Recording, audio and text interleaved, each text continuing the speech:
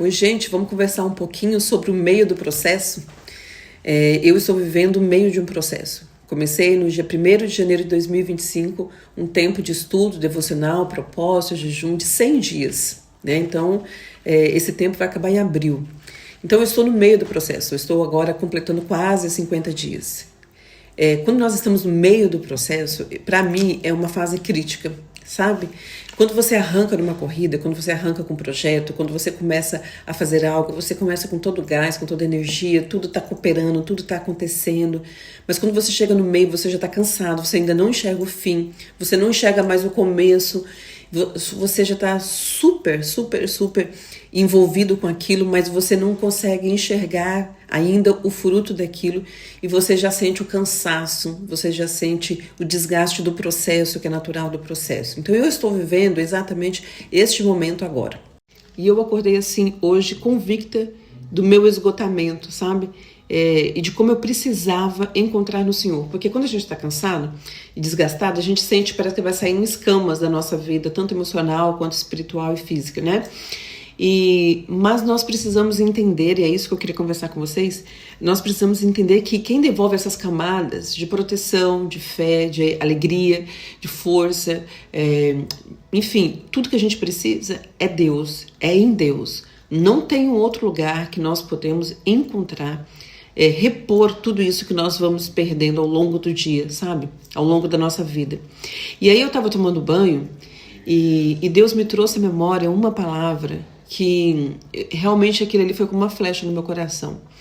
E eu fiquei muito grata de não ter tido essa conversa com vocês de manhã, porque eu ainda não tinha tido essa experiência com Deus, e sim agora. E eu quero dividir isso com vocês. E a palavra está em Êxodo, capítulo 17, versos de 10 a 13. Mas eu vou ler o verso 11, quando diz assim: enquanto Moisés mantinha os braços erguidos, os israelitas tinham a vantagem. Quando abaixava os braços, a vantagem era dos amalequitas. Os braços de Moisés, porém, logo se cansaram.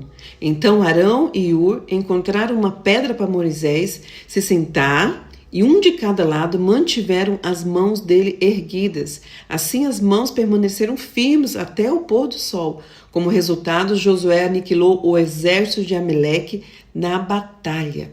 Gente, esse texto aqui me pegou de jeito. Por quê? Moisés cansou. Moisés é que tinha que ficar com o braço erguido. Porque enquanto ele ficava com o braço erguido, a vitória era deles. Mas ficar com o braço erguido, posicionado, no lugar que você tem que ficar, fazendo o que você tem que fazer, cansa. E aí nós vamos para uma outra parte muito interessante. Depois de Moisés se sentir cansado, Arão e Hur encontraram uma pedra para Moisés se sentar. Atenção, Arão e Hur. O descanso não veio do próprio Moisés. Foram outras pessoas que proveram um instrumento para Moisés descansar. Nós precisamos descansar, nós precisamos de pessoas. Nós não venceremos a batalha sozinhos, nós precisamos ter gente que luta a mesma batalha que nós, que está junto conosco nesse momento. Porque essas pessoas vão trazer-nos uma pedra para que nós possamos sentar e descansar. Entendem? Tem instrumento que não vai vir direto para a nossa mão. Deus vai mandar para a mão de outras pessoas para que isso chegue na nossa mão. Vamos para o próximo ponto. Moisés se sentar de cada lado e aí mantiveram as mãos dele erguidas. Arão e Hur mantiveram as mãos de Moisés erguidas. Moisés tinha nele o poder de Deus de manter as mãos para o alto e a vitória vir sobre os israelitas. Mas quando Moisés já não conseguia mais, não tinha força para exercer esse poder que vinha de Deus, Deus usou outras pessoas para manter a mão dele erguida. Isso nos diz muita coisa, nos diz sobre quem está do nosso lado, quem vai segurar o nosso braço para que nós possamos vencer. Entendem? E aí, gente, tem uma outra parte aqui seguindo.